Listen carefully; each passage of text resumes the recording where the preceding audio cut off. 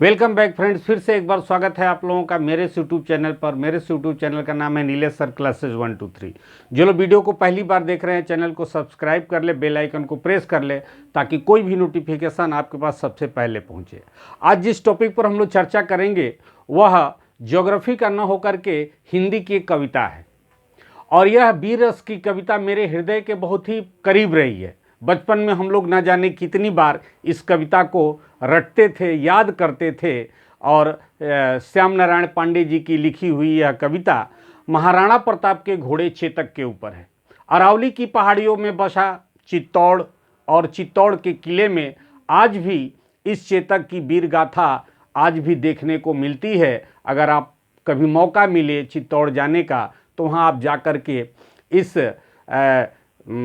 एक विश्व में ऐसा घोड़ा नहीं हुआ इसका सबूत वहाँ पर आपको देखने को मिलेगा। अगर राणा प्रताप का नाम लिया जाता है वीर योद्धा के रूप में तो साथ में चेतक का भी नाम लिया जाता है।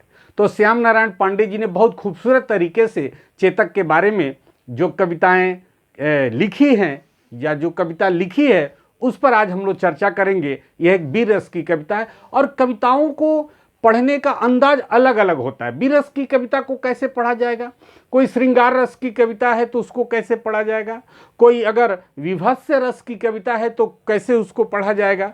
तो ये अलग अलग तरीके से कविताओं को एक्सप्लेन किया जाता है, उसको पढ़ने का अंदाज होता है। तो चलिए मैं इस कविता को पढ़ता हूँ और फिर इसके अर्थ को बताता हूँ। तो लौटते हैं हम कविता पर।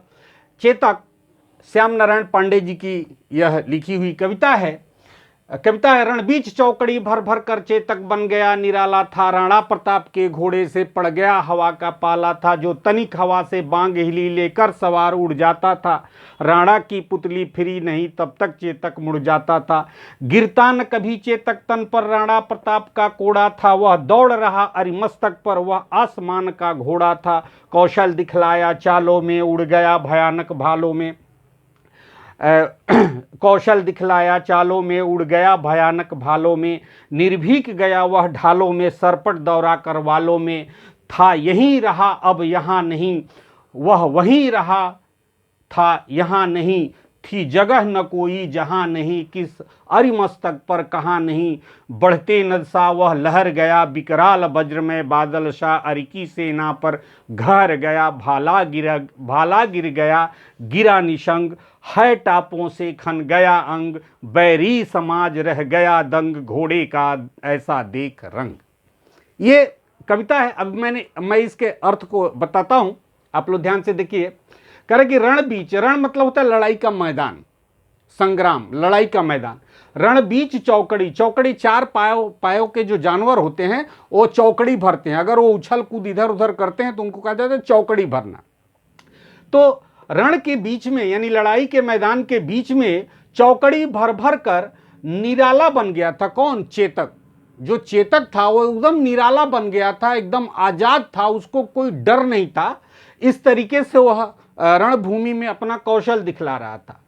राणा प्रताप के घोड़े से पड़ गया हवा का पाला था। पाला मतलब मुकाबला हो जाना, यानी कि हवा के साथ उसका मुकाबला होता था। हवा जिस गति से रफ्तार से बहती है आंधी तूफान की तरह, उस तरीके से भी वह घोड़ा दौड़ता था, उससे भी फास्ट।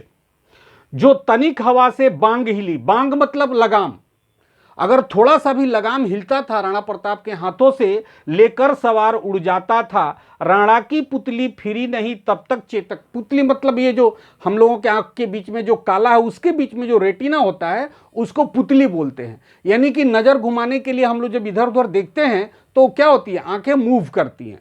तो राणा प्रताप की पुतली अभी फिरी नहीं तब तक इशारा समझ करके चेतक क्या होता था, जो है मुड़ जाता था। ये स्वामी भक्ति है। आप लोग देखे होंगे या देखने को मिलेगा हिंदी साहित्य में या बहुत सारी किताबों में जानवरों की स्वामी भक्ति का बखूबी बयान मिलता है, और इंसान से ज़्यादा स्वामी भक्ति इन जानवरों में होती है।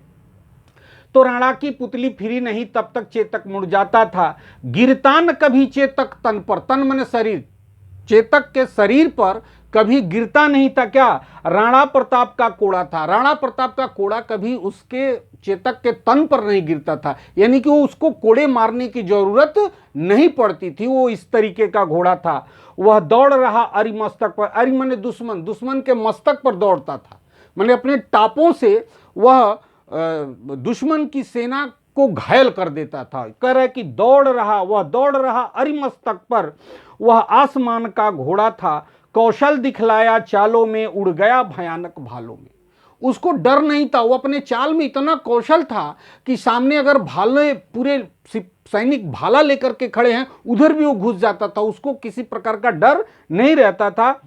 उड़ गया भयानक भालों में, निर्भीक गया वह ढालों में। ढाल जिससे कि सैनिक लोग वार की रक्षा करते हैं, तो सहस्त्र ढाल के बीच में भी वो घुस जाता था, उसे कोई फर्क नहीं पड़। सरपट दौड़ा करवालों में, दुश्मनों के गढ़ में घुस जाना। इसका मतलब क्या हो गया? दुश्मनों के गढ़ में सरपट दौड़ जाता था यही रहा अब यहां नहीं, वह वही रहा था यहां नहीं। यहां भी देखा गया, फिर वहां चला गया, फिर वहां चला गया, फिर वहां चला गया। थी जगह न कोई जहां नहीं, किस अरिमस्तक पर कहां नहीं। किस दुश्मन के मस्तक पर उसका पैर नहीं पड़ा, उसका खूर नहीं पड़ा। हर जगह वो दौड़ता था, हर जगह। बढ़ती नद सा वह लहर गया। जब विकराल भीड़ और विकराल दुश्मन की सेना होती थी, वहां पर वह बढ़ते नद, यानी कि जैसे समुद्र में किसी दरिया में तूफान आता है, यानी कि उसमें अगर किसी प्रकार की प्रलयंकर बाढ़ आती है, उस तरीके से नद सा वह लहर जाता था, समुद्र की लहरों के समान। विकराल वज्र में बादल सा, जैसे बादलों में गड़गड़ाहट के साथ जो बिजली कड़कती है जिससे कि आदमी डर जाता है, उस तरीके की उसकी जो है मौजूदगी होती थी, उसका प्रेजेंटेशन होता था। अरकी सेना पर घर गया, अचानक दुश्मनों की सेना में वो घुस जाता था। भाला गिर गया गिरा निशंक। दुश्मन देख करके क्या होता था, उनके भाले हाथ से छूट जाते थे। चेतक को मात्र सामने देख करके उनके हाथ से भाले छूट जाते थे। निशंग मतलब जो तरकस जिसमें कि धनुष तीर रखा जाता है, वो गिर जाता था। है टापों से खन गया अंग। है मतलब यहां पर चेतक है, घोड़ा। घोड़े के टापों से खन गया अंग। दुश्मन के अंग को क्या करता था? खूना लथपथ कर देता था। ठीक है। बैरी समाज रह गया दंग, घोड़े का ऐसा देख रंग। बैरी समाज यानी कि दुश्मन की सेना देखकर ही दंग रह गई। ऐसा घोड़े का रंग, या ऐसा घोड़े का चाल, या ऐसा घोड़े का स्वभाव जो कि दुश्मनों की सेना पर घहरता था, बादल की तरफ फट जाता था। और इस तरीके से ये उस चेतक एक छोटी सी और परिचय दे दूं आपको। चेतक मतलब होता है चेतना युक्त। जो चेतना युक्त होता है उसे चेतक कहा जाता है। तो ये घोड़ा इतना चेतना युक्त था कि उसका नाम चेतक पड़ा। तो आशा करते हैं कि ये कविता अच्छी लगी हो। मन में आया ऐसे ही कि एक वीडियो इस पर बना दूं, तो मैंने बना दिया। आशा करते हैं कि आप लोगों को पसंद आया होगा। अगर पसंद आया होगा तो चैनल को सब्सक्राइब कीजिए, लाइक कीजिए, कमेंट कीजिए। आज के लिए इतना ही। Thank you.